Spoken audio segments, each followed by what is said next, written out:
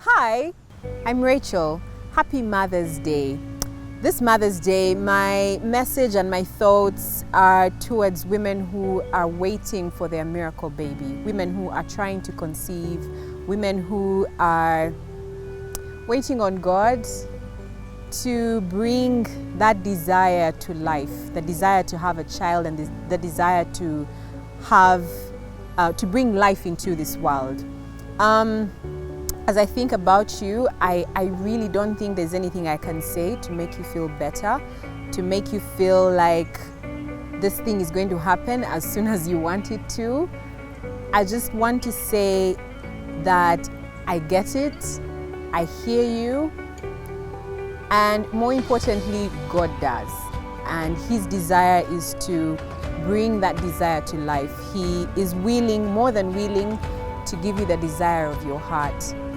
Trying to conceive or trying to get pregnant is not as simple as a lot of people think it is. It's not as simple as man meets woman, woman gets pregnant, and then they have a child. For a lot of people, it's a struggle, and that struggle goes beyond just I want to be pregnant or I want to be a mom. It affects every fiber of mostly the women, because we usually peg our identity to being a mom. And I think being a mother is a very fulfilling thing for a lot of women.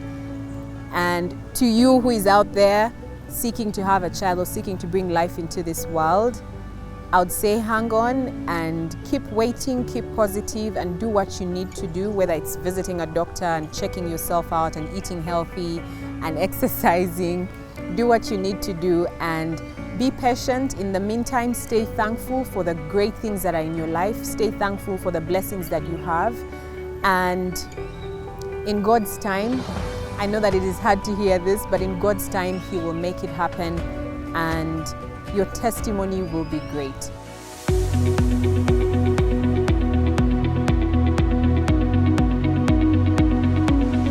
As we celebrate Mother's Day, of course, I think a lot about my mom.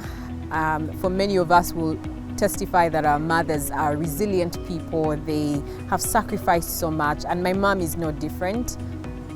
One of the best pieces of advice my mother has given me is to find my validation in God and not in the hats that I wear, which is I'm a wife, or I'm a mother, or I'm a friend, I'm a sister. And many times, I don't know if it's a woman thing, but it's only natural for us to create our identity and to surround identity around the roles that we play in society, which in my case, wife, mother. For other people, it's different things.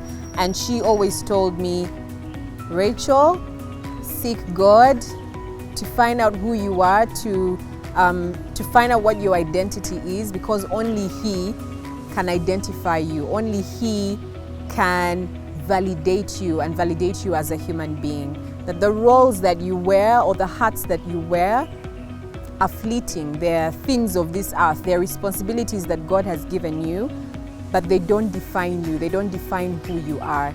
And not to put your trust in human beings and not to peg your identity in a human being, because human beings are just that. They're human beings. They are prone to error and they are prone to disappointing you. And you don't want your life to be about who disappointed you or who didn't do as you wanted or who didn't do as you pleased. So I've always taken that to heart. And every time I feel like I am disappointed by one of the things that I do as a person, and it starts to affect the very core of who I am, I go back to that piece of advice. When I had my son, Micah, my mom, because I had a C-section, she was with me from day one. She was in the hospital, she spent nights there, and she took care of me, because when you have a C-section, it's really major surgery. You can't do very much on your own after that because of the incision. So Mom was in the hospital with me. She made sure I had my meals. She advised me on what to eat so I don't struggle with constipation, with the incision. She made sure I had my meals. She took care of my son when I had to sleep or when I had to, rest and be in good shape for him. I feel like in that moment we connected as women, because she took care of me almost like I was a child, because she had to shower me, take me to the loo, and then bring me back and help me get into bed, because once you have a C-section, things that you do normally do not come naturally. So getting onto a bed or sitting on a bench or sitting in a chair become very difficult tasks. But my mother was there to hold my hand from the tiniest thing, and she treated me with such love, you know. I think that sometimes our caretakers may not have empathy, in the sense that also you grow up, you know, like you've had a child, you should be a woman now.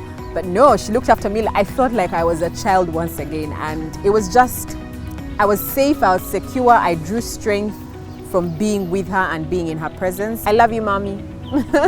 You've done so much for me, sacrificed so much, and every time I think about you, I'm actually drawn to tears, because you are awesome.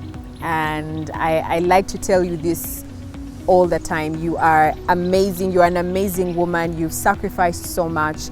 And from the Bump Love ladies to all the mothers out there, may you continue to be appreciated beyond measure for the blessing that you are. Happy Mother's Day.